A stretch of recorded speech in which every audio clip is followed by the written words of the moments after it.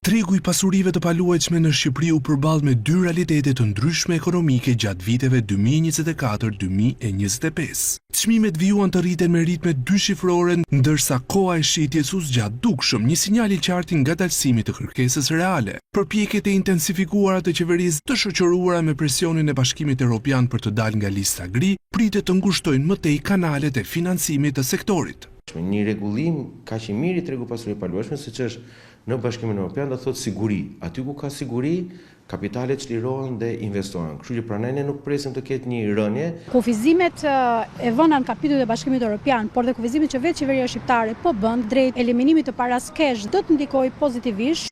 Një tjetër faktor me ndikim vjen nga politika fiskale, ku ndryshimet e reja pritet të ndikojnë në taksimin e stokut të banesave të pashitura, duke krijuar presion shtesë mbi ndërtuesit. Në janar të 2028 pritet që të hyjë në fuqi taksa e re për pasuritë e paluajtshme, e cila do të incentivojë për të dalë në treg ato pronat të cilat janë të papërdorura.